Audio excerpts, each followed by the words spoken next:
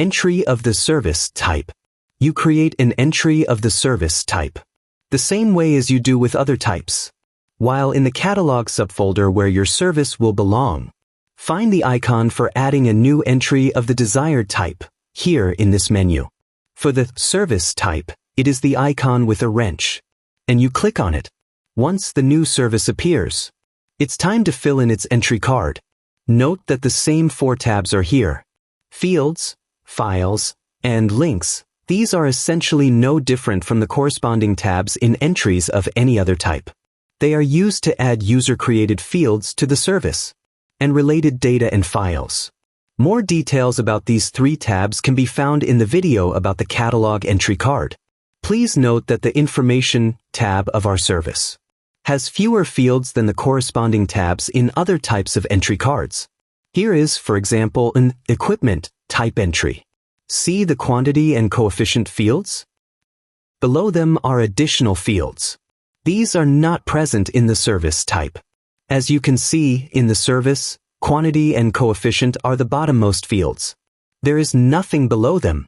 The fields that are not present in the service card contain data about the material properties of an object.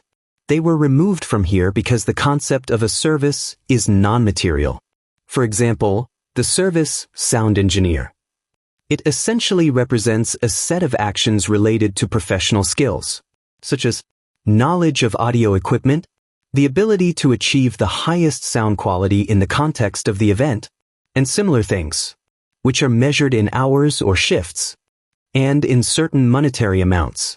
Let's return to our new service and fill out its Information tab. Here you enter the name, a description of the service,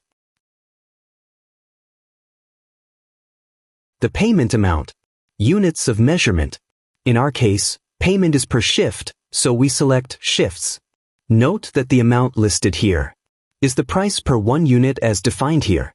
Next, if needed, fill in the 2 types of comments. Internal.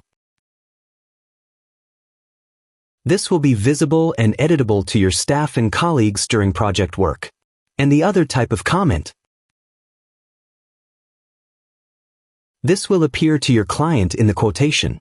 Note that this will only happen if you enable the display of the comment column in the quotation subsection of the global settings. Let's go back to filling out the card of the new service. Let's fill in the quantity field. This refers to the number of units that will be added to the estimate when clicking the plus button in the Estimate section. Next, the price adjustment coefficient field.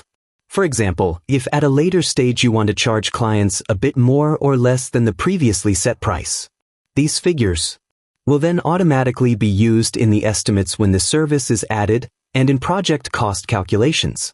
To make everything perfectly clear, let's create a project and add the technician entry we just created. Click the plus. See, 3 shifts were added right away, as we specified in the entry card. And the total amount was calculated, taking into account that there are 3 shifts and the coefficient is 1.5. Let's take a look at how this information will appear to the client in the quotation. Scroll down to the print block. Click Preview. This is how the quotation looks. Here we see our service, our comment for the client, the number of shifts, the price of 1 shift, taking into account the price adjustment coefficient of 1.5, the total price, taking into account that our technician will work 3 shifts on the project. Note that in the estimate itself we didn't make any additional adjustments or calculations.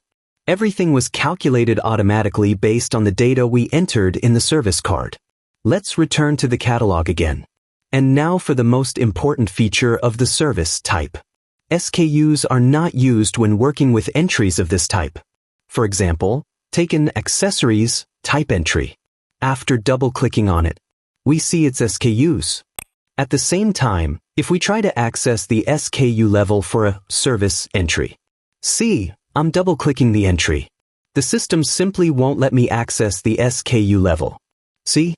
SKUs are not used in services for the same reason stated earlier in this video. An SKU is a physical object, whereas the concept of a service is non-material. And with that, we conclude the topic of catalog entries and their SKUs. That said, we will continually return to these concepts and discover new aspects of them as we explore other parts of the Golova system in our future videos.